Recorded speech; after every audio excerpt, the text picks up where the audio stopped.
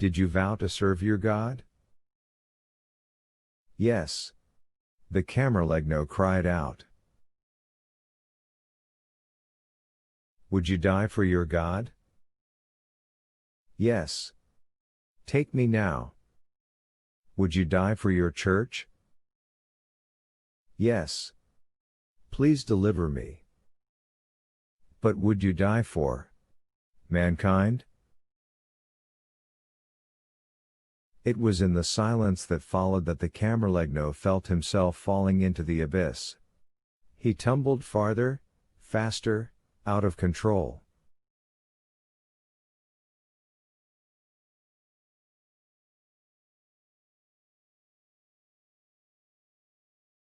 And yet he knew the answer. He had always known. Yes. He shouted into the madness. I would die for man. Like your son, I would die for them.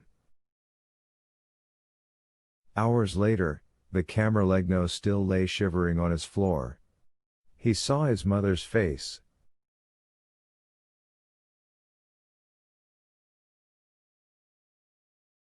God has plans for you, she was saying. The Camerlegno plunged deeper into madness. It was then God had spoken again. This time with silence. But the Camerlegno understood. Restore their faith. If not me, then who? If not now, then when? As the guards unbolted the door of the Sistine Chapel, Camerlegno Carlo Ventresca felt the power moving in his veins. Exactly as it had when he was a boy.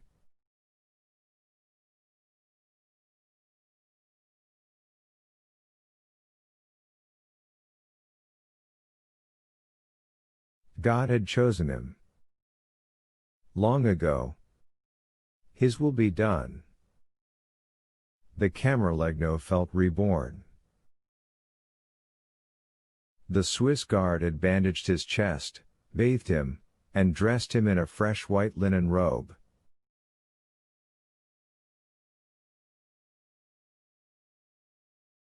They had also given him an injection of morphine for the burn.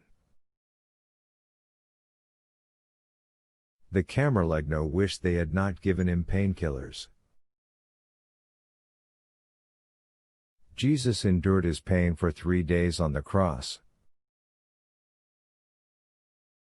He could already feel the drug uprooting his senses.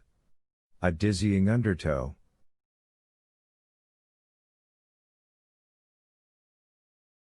As he walked into the chapel, he was not at all surprised to see the cardinals staring at him in wonder.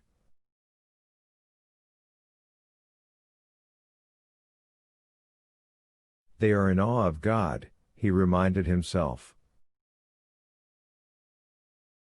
Not of me, but how God works through me.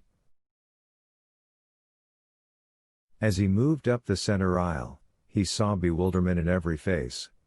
And yet, with each new face he passed, he sensed something else in their eyes.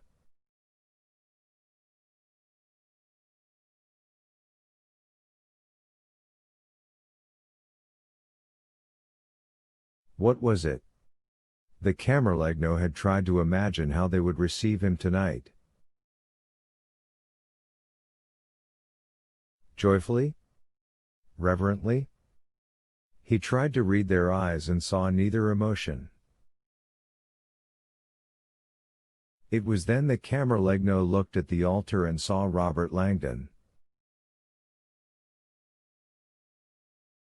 131. Camerlegno Carlo Ventresca stood in the aisle of the Sistine Chapel. The cardinals were all standing near the front of the church, turned, staring at him.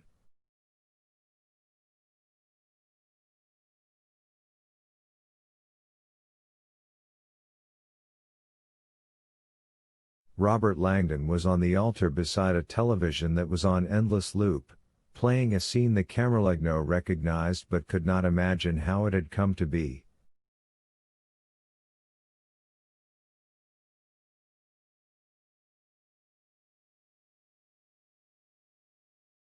Vittoria Vetra stood beside him, her face drawn.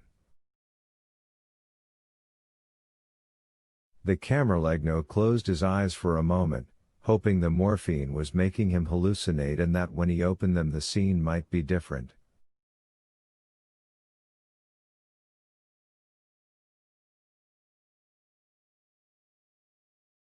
But it was not. They knew. Oddly, he felt no fear.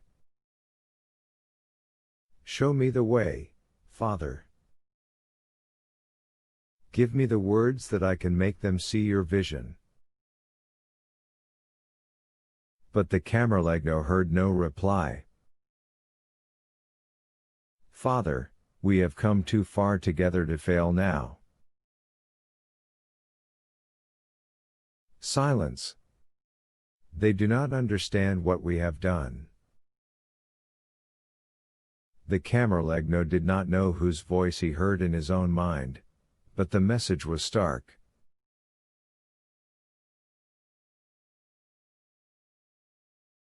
"And the truth shall set you free."